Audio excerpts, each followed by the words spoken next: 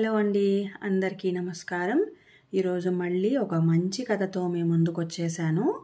కథ పేరు బరువు. ఈ కథని రచించిన వారు డాక్టర్ మజ్జి భారతి గారు. ఇంకా కథ మొదలు పెట్టేస్తున్నానండి. ఏమిటి, పిల్లలిద్దరినీ మీ అత్తగారి దగ్గర వదిలి వచ్చావా? ఆశ్చర్యంగా అడిగింది సుజన. నవ్వుతూ తలూపింది వనజ. ఒక్కరోజు అత్తగారి దగ్గర పిల్లవాడిని వదిలి వస్తే మరుసటి రోజు తను వెళ్ళేసరికి తన ఇంట్లో కనిపించే దృశ్యం గుర్తుకొచ్చింది సుజనకి.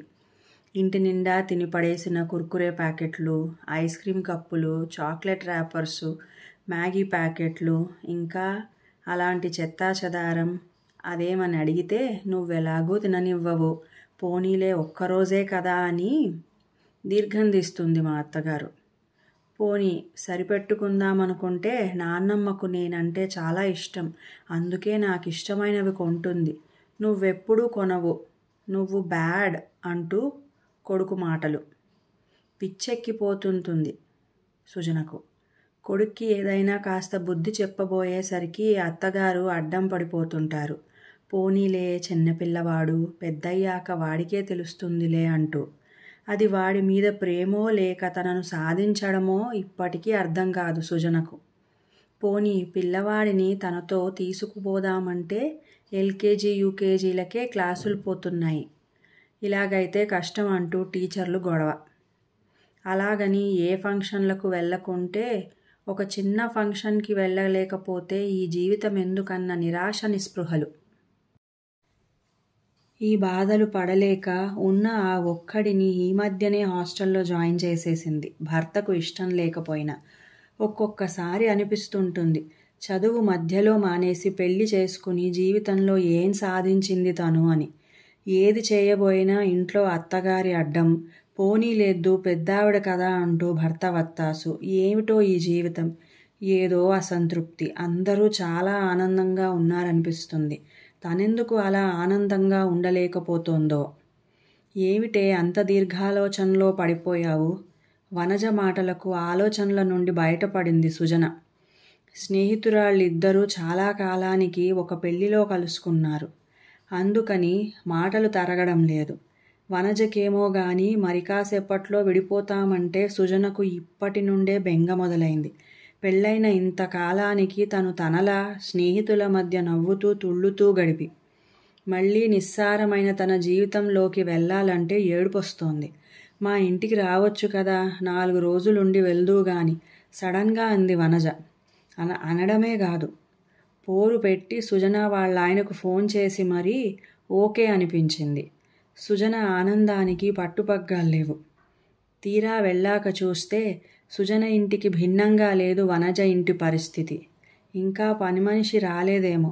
ఎంత జాగ్రత్త పడినా చిప్స్ తునకలు, కుర్కురే ముక్కలు అక్కడక్కడ. నవ్వుతూ చూసింది వనజ వాళ్ళ అత్తగారిని. ఏదో పిల్లలు అడిగారని తాను నవ్వుతూ చెప్పారావిడ. ఇంకో వారం వరకు వాళ్ళవి అడగకుండా చూడాల్సిన భారం మీదే మరి. నవ్వుతూ అత్తగారి మీద బాధ్యత పెట్టేసింది వనజ. అదే తన ఇంట్లో సీను గుర్తుకొచ్చింది సుజనకి. తిని పడేసిన స్నాక్ ప్యాకెట్లు ఇంటి నిండా. అవి చూస్తే తనకు కోపం నశాలానికి అంటుతుంది. అసలు తనకు కోపం తెప్పించాలనే అత్తగారవి తీయకుండా అలాగే ఉంచుతుందనిపిస్తుంది. ఇక అక్కడితో యుద్ధం మొదలవుతుంది. ఈ చెత్తంతా వాడికి పెట్టొద్దన్నానా? తను ఉన్న ఒక్క మగనలుసుకి నచ్చినది తినడానికి కూడా లేదు ఈ ఇంట్లో. అత్తగారి కౌంటర్. ఎడముఖం పెడముఖం ఇంకో వారం వరకు. మధ్యలో భర్త. ఏమిటే నువ్వు నీ ఆలోచనలు? కాసేపు రెస్ట్ తీసుకో, ఈలోగా నేను వంట చేసేస్తాను. వనజ మాటలకు ఆలోచనల నుండి బయటపడింది సుజన. భలే దానివే, రెస్ట్ తీసుకోవడానికా నేను వచ్చింది? పద, నేను కూడా వంటగదిలోకే. వనజను అనుసరించింది సుజన. వనజ వాళ్ళ ఆయన ఆఫీస్లోనే లంచ్ చేస్తాడట. ఆడవాళ్ళు 3 డైనింగ్ టేబుల్ దగ్గర కూర్చున్నారు. వేపుడు చేశావా? వంకాయ టమాటో ముద్దకూర చేయవలసింది, బాగుంటుంది అంది వనజ అత్తగారు. ఈసారి చేసుకుందాన్లేండి నవ్వుతూ చెప్పింది వనజ. ప్రయాణం చేసొచ్చి వంట చేసి పెడితే ఆనందించాల్సింది పోయి ఇంకా ఏదో ఉంటే బాగుండునన్న వనజ అత్తగారి మాటలకు సుజనకు నిజంగా కోపం వచ్చింది. ఆవిడ ఏదో సాయం చేసినట్లు చేసుకుందాంలేండి అని వనజ అనడం కూడా నచ్చలేదు. కానీ తన ఇల్లు కాదు కాబట్టి గమ్మున ఊరుకుంది. భోంచేసి స్నేహితురాళ్ళిద్దరూ నిద్ర కొరిగారు. సాయంకాలం స్కూల్ నుండి వచ్చిన పిల్లలిద్దరూ వనజను వదల్లేదు. వంటగదిలో పనిచేస్తున్నంతసేపు వనజ చుట్టూనే తిరిగారు. పనంతా చేసి వెళ్ళి నానమ్మ దగ్గర కూర్చుని హోంవర్క్ చేసుకోండి, నేను నా ఫ్రెండు డాబా మీదకు వెళ్తాం అంటే బలవంతంగా వెళ్ళారు. ఆశ్చర్యం వేసింది సుజనకు.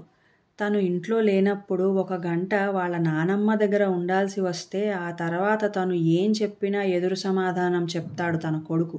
అందుకని వాళ్ళిద్దరూ మాట్లాడుకుంటుంటే ఏ పని ఉన్నా ఆపి మరీ దగ్గరే ఉంటుంది తను. బహుశా వనజ వాళ్ళ అత్తగారు పిల్లలను చాలా బాగా చూసుకుంటారేమో. తనలో తానే సమాధానపడింది సుజన. ఏమిటే ఎప్పుడూ ఆలోచనలో ఉంటున్నావు అన్న వనజ మాటలకు నవ్వేసింది. పిల్లల హోంవర్క్ ఆర్ధోక్తితో ఆపింది సుజన. వాళ్ళు చేసుకుంటారులే, లేకపోతే తర్వాత చెప్తాను, మన ఏకాంతాన్ని ఎంజాయ్ చేద్దాంరా అంటూ డాబా మీదకు దారి తీసింది వనజ. మాటలు తెగడం లేదు స్నేహితులిద్దరికీ. భోజనాల సమయానికి కిందకి దిగక తప్పలేదు. నీ ఫ్రెండ్తో మాట్లాడుతుంటే డిస్టర్బ్ చేయడం ఎందుకని చెప్పలేదు. రవి విశాల్ సినిమాకి వచ్చారట. ఇక్కడే భోంచేసి కాసేపు మాట్లాడి వెళ్ళిపోతానని చెప్పింది. చావు కబురు చల్లగా చెప్పారు వనజ అత్తగారు. రమా వనజ ఆడపడుచు. విశాల్ ఆవిడ భర్త. ఈ మధ్యనే పెళ్ళయింది వాళ్లకు.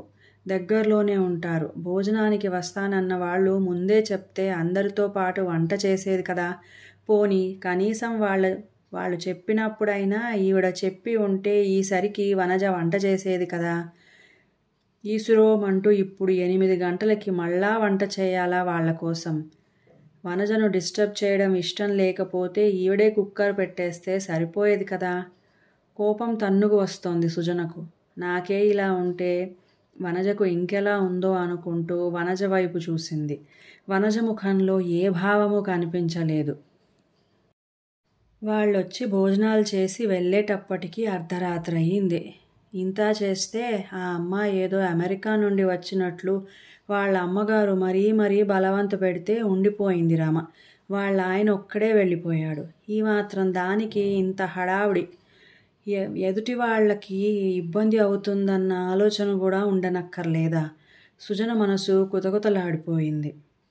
ఆ తెల్లవారి ఇంకో సీన్. పిల్లలు స్కూల్కి వెళ్ళేంత వరకు వనజ అత్తగారు ఏం మాట్లాడలేదు. ఆ తర్వాత వంటగది చుట్టూ తిరుగుతూనే ఉన్నారు. టిఫిన్ ఏం చేస్తున్నావు? దోశలా? పెసరట్టు వేయకపోయావా? రమకిష్టము. పాపం అదక్కడ చేసుకుంటుందో లేదో. వీలైతే కొంచెం శనగ పలుకుల పచ్చడి చేయరాదు, పెసరట్టుతో బాగుంటుంది. ఇలా కూతురి ఇష్టాల గురించి చెప్తూనే ఉన్నారు. ఇంకా ఆ కూతురు లేవనే లేదు. కూతుర్ని లేపి వదినకు సాయం చెయ్యమనొచ్చు కదా. సుజనకు మండిపోతోంది. తన ఇంట్లోనూ ఇదే తంతు. చూసి వంట మనిషిని పెట్టేసింది. మీకేం కావాలో వంట మనిషితో చేయించుకుని తినండని చెప్పి. దానికి అత్తగారు ఎంత గొడవ చేసింది. వంటగదిలో అరగంట పనికి 6,000 ఆ వంట మనిషి ముఖాన పొయ్యాలా అని. అంతగా బాధ అనిపిస్తే మీరే ఆ అరగంట వంటగదిలో గడపండి అని సమాధానమిస్తే గింజుకుపోయింది. వనజకు కూడా ఇదే సలహా ఇవ్వాలి అని నిర్ణయించుకుంది సుజన. వనజ వంటగదిలో నానా హైరానా పడుతుంటే వాళ్ళ ఆయన రఘు గది నుండి బయటకే రాలేదు.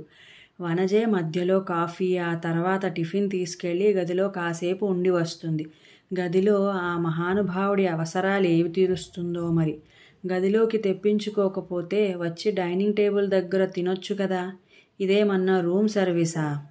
బయటకు వస్తే కదా భార్య ఎంత కష్టపడుతుందో తెలుస్తుంది. అబ్బే అంత పాట.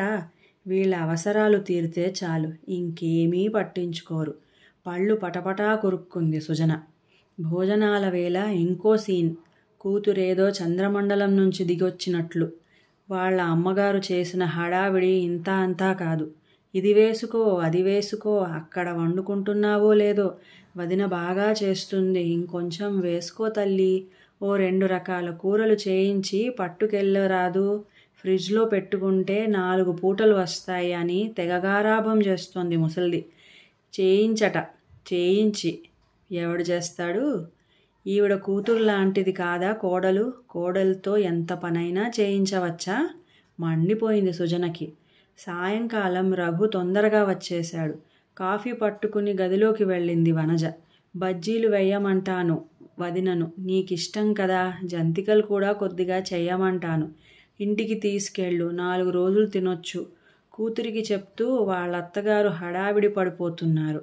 ఆ మాటలు విన్న సుజనకు ఆ బజ్జీలో జంతికలో మీరిద్దరూ కలిసి చెయ్యొచ్చు కదా, ఖాళీగానే ఉన్నారు కదా అనేయాలనంత చిరాకు వేసింది.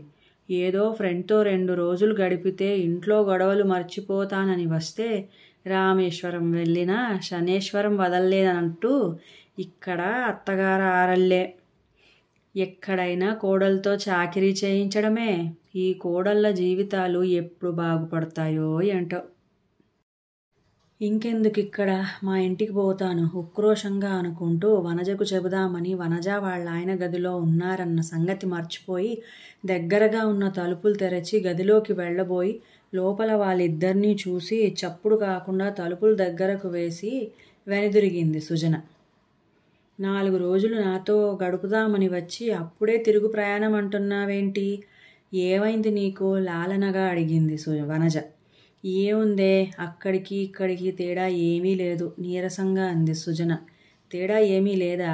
కొంటెగా అడిగింది వనజ. గదిలో తాను వాళ్ళిద్దరినీ చూసినట్టు వనజ గ్రహించిందా ఏంటి? బిత్తరపోయింది సుజన. చెప్పవే, మరింత కొంటెదనంతో అడిగింది వనజ. వాళ్ళ ఆయన దగ్గరకు తీసుకుంటే గారాలు పోతుంది వనజ. ఆ విషయం తను చూశానని ఎలా చెప్తుంది వనజతో? డైలమాలో పడింది సుజన. చెప్పవే, రెట్టించింది వనజ. దాంతో బాగా మండింది సుజనకు. ఏమిటే నువ్వు నీ గొప్పలు? మీ ఆయన దగ్గరకు తీసుకోగానే వంటగదిలో బండ చాకిరీ చేశానన్న విషయం మర్చిపోయేవడమేనా గొప్ప? కినుకుగా అడిగింది సుజన. లేకపోతే ఆ బరువంతా నెత్తిన పెట్టుకుని మా ఆయన దగ్గర ఉండమంటావా అని ప్రశ్నించింది వనజ. అదే తన ఇంట్లో భర్త దగ్గరకు తీసుకోగానే చాలేండి సంబడం, భార్యను బాగా చూసుకోవడం తెలియదు కానీ దీనికి మాత్రం తక్కువ లేదు అని విదిలించుకోవడం, చిన్నబుచ్చుకుని ఆయన ఆఫీసుకు వెళ్ళడం గుర్తుకొచ్చింది సుజనకు. అయినా నాకు తెలియదు అని అడుగుతున్నాను కానీ భార్య వంటగదిలో ఎంత అవస్థ పడుతుందో ఈ మగవాళ్లకు అక్కర్లేదు కానీ గదిలో మాత్రం ముద్దు మురిపాలు తీరిపోవాలి అక్కసుగా అంది సుజన. భార్యాభర్తల మధ్య ఉంటే చాలు, బయట ఏం జరిగినా ఎంత జరిగినా మర్చిపోవచ్చు నవ్వుకుంటూ బదులిచ్చింది వనజ. సరే, ఒకటి అడుగుతాను చెప్పవే. పనంతా నువ్వు చేసుకుంటుంటే మధ్యలో మీ అత్తగారు వచ్చి అది చెయ్యి ఇది చెయ్యి అని అంటుంటే నీకు కోపం రాదా? నాకైతే మండిపోతుంది. పాత జ్ఞాపకాలు గుర్తుకొచ్చాయేమో ఘాటుగా అడిగింది సుజన. కోపం తెచ్చుకుని నా మూడ్ నేను పాడు చేసుకోలేను. వాళ్ళేదో అన్నారని వీళ్ళేదో అన్నారని ఆవేశపడుతూ ఆ బరువంతా నా నెత్తిన పెట్టుకుని నా ఆనందాన్ని పాడు చేసుకోను. మా అత్తగారు నన్నేదో అన్నారని నేను అనుకుంటే అది నా నెత్తిన బరువై కూర్చుంటుంది. పెద్దావిడ చాదస్తానికి ఏదో అన్నారులే అనుకుంటే ఆ మాట దూది పింజలా తేలిపోతుంది. ఇన్నాళ్ళు అందరికీ వండిపెట్టిన మనిషి ఇప్పుడేదో తినాలని అనుకుంటే ఓపికన్న రోజు వండి, ఓపిక లేనప్పుడు తర్వాత చేసుకుందామంటే మన సొమ్మేం పోతుంది? ఆవిడ మాట కొట్టేయలేదని ఆవిడ అసంతృప్తి పడతారు అని బదులిచ్చింది వనజ.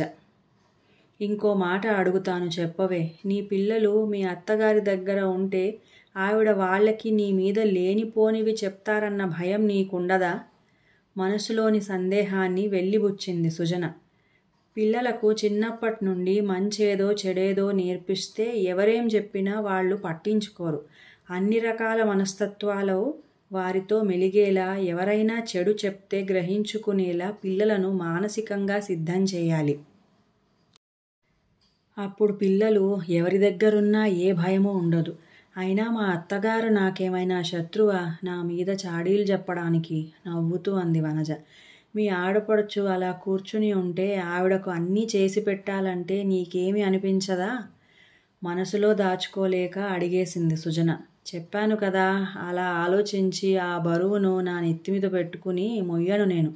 4 రోజులు పుట్టింట్లో ఉండి వెళ్ళిపోయే వ్యక్తి గురించి ఎక్కువగా ఆలోచించి నా బుర్ర పాడు చేసుకోను, ఖచ్చితంగా చెప్పింది వనజ.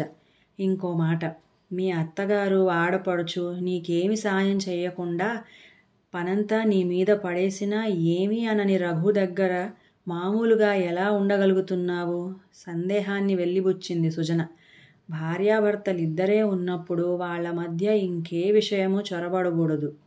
ఆ కాసేపు వాళ్ళిద్దరూ అన్ని విషయాలు మర్చిపోవాలి. అప్పుడే వాళ్ళు సంతోషంగా ఉండగలరు. మన జీవితాన్ని మనకిష్టమైన రీతిలో మలుచుకోవాలన్నది నిజమే. అయితే అత్తగారిల్లు అంటే అందులో భర్తతో పాటు అతని తల్లిదండ్రులు, తోడబుట్టిన వాళ్ళు కూడా ఉంటారన్న విషయాన్ని గుర్తుపెట్టుకుని మెలిగితే ఏ ఇబ్బంది ఉండదు. వనజ మాటలు విని ఆలోచనలో పడింది సుజన. పని ఎక్కువైందని వంట మనిషిని పెట్టింది.